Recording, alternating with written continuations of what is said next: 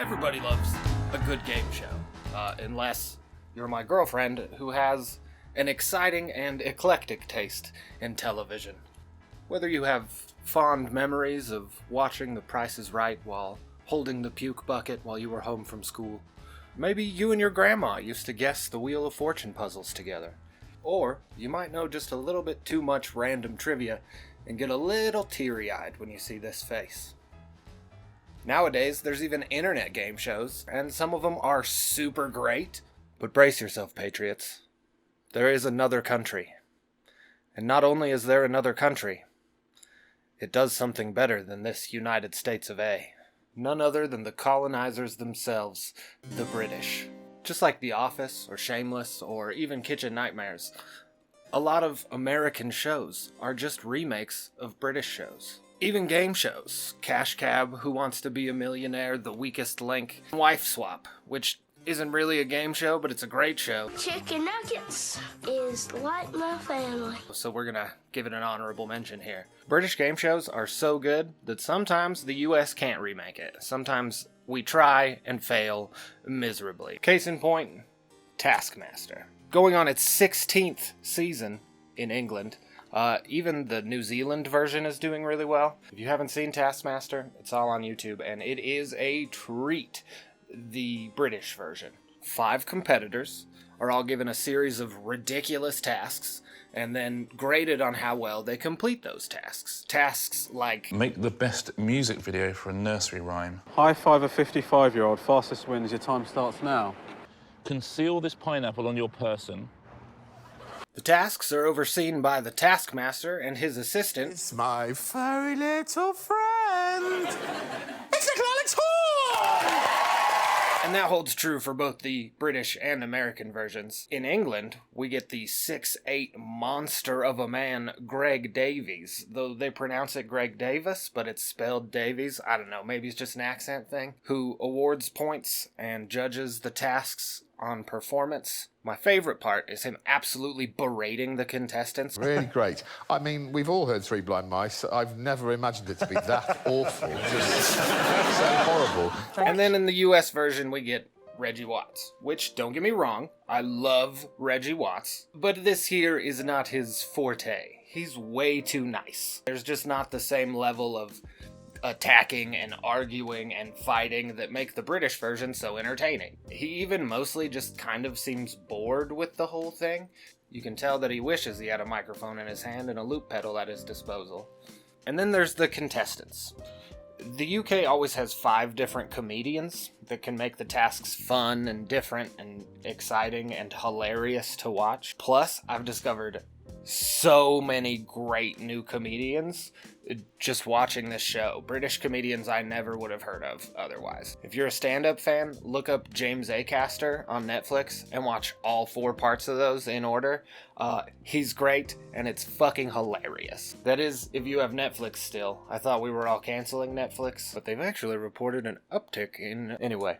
American Taskmaster went a different route. Which is a shame because there's so many great American comedians, but instead they picked the panel of Dylan Francis, the DJ, Freddie Highmore, the actor, Ron Funches and Kate Berlant, who are both comedians, and then Lisa Lampanelli, whatever she is. Suck my...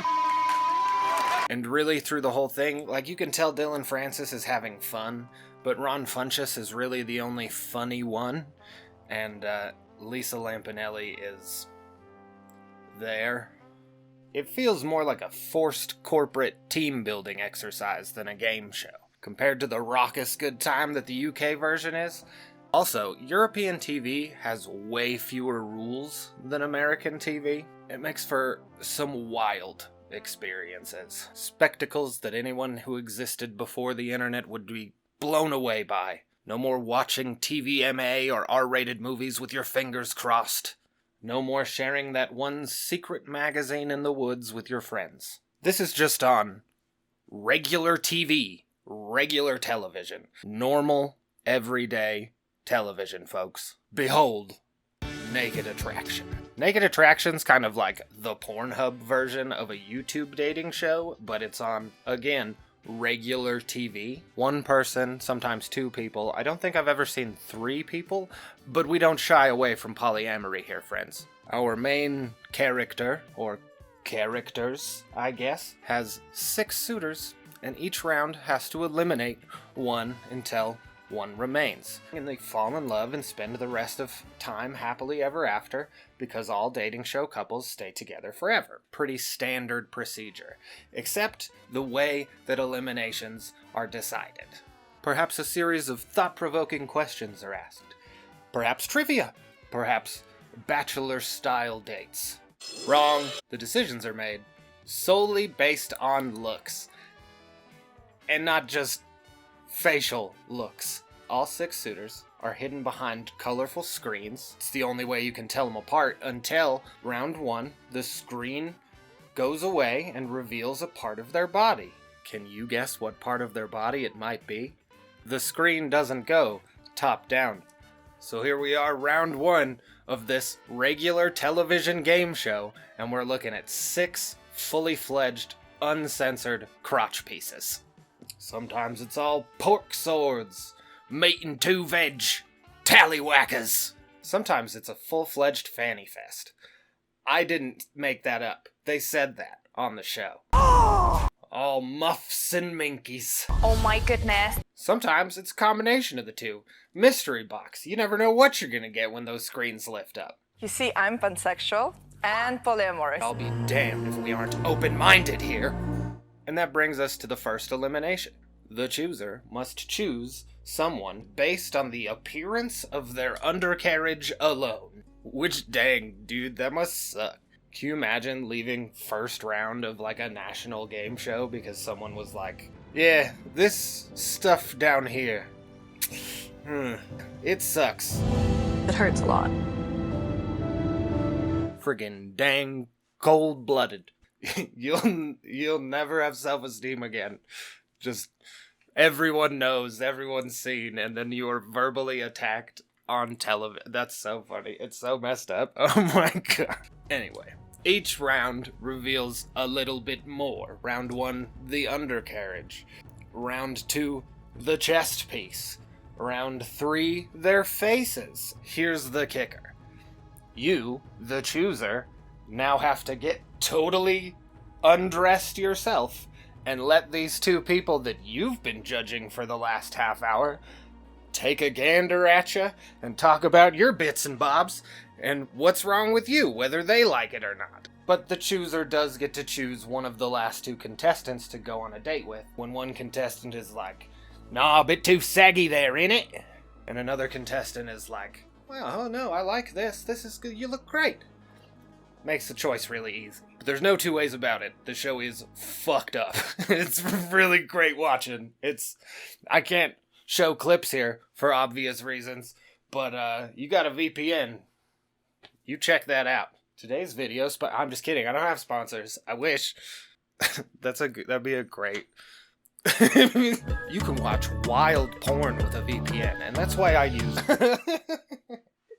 And now for a palate cleanser. Totally opposite end of the spectrum. I couldn't live with myself if I didn't at least introduce one person to my favorite show in the whole entire world. Welcome to QI. QI stands for quite interesting, and oh boy is it. The host, it used to be Stephen Fry, if you know who Stephen Fry is, and now it's Sandy Toksvig, who you might know from the Great British Baking Show, another great British game show. But she's the host now, and she's great. Stephen was great. He did it for like 15 years, and now Sandy's doing it. She's been here for like 7. It's great. The host oversees a panel of 4 contestants who are always comedians or celebrities. Every now and then, they have someone wild on there. The best one is Carrie Fisher. There's an episode of this weird British show that I love with Carrie Fisher on it. It's incredible. And I say 4, but there's a permanent mainstay on the panel. Alan Davies. Alan Davis. It's Davies Davis again. It's spelled Davies. They say Davis. British people, am I right? Alan is always there. He's been there since the very first episode more than 20 years ago. Every single episode, except one. He missed one episode so that he could go watch his favorite soccer team play a match. A match I think they lost. That's what you get for shirking your responsibilities, Alan. I don't know if I said soccer or football. They would say football. We say soccer. It's the same thing. Did you know soccer's a British word? We just use it and they don't? There's a fact for you. Kind of fact you would learn on QI. The host asks questions about science, nature, history, geography, geology, zoology, general knowledge stuff. You name it. Often, the answers are supposed to seem very obvious. Name the largest single man-made structure on the planet. How can you tell that your toe is not broken? How does eating food help you get less drunk? But therein lies the rub. If you give the obvious answer, Maisie was going to say lie in your stomach. and you lose points, the host will go on to give the real, lesser known, more scientific, and quite interesting answer. I have learned so much random trivia and factoids and cool science stuff from this show. And I have need to know everything brain. It scratches that itch perfectly. And the whole time, the panel of comedians is like joking around and making fun of each other. And it makes it so fun to watch and so fun to learn new stuff. If you love laughing and learning and have need to know everything brain too. Also, all of the episodes of the show are on YouTube. Even the extended versions, which are so good. Type in QI space XL and just start watching it. It's so good. You could thank me later, or you could thank me now by liking this video and subscribing. But if you don't like the video, then talk trash in the comments. I love it. Love you, bye.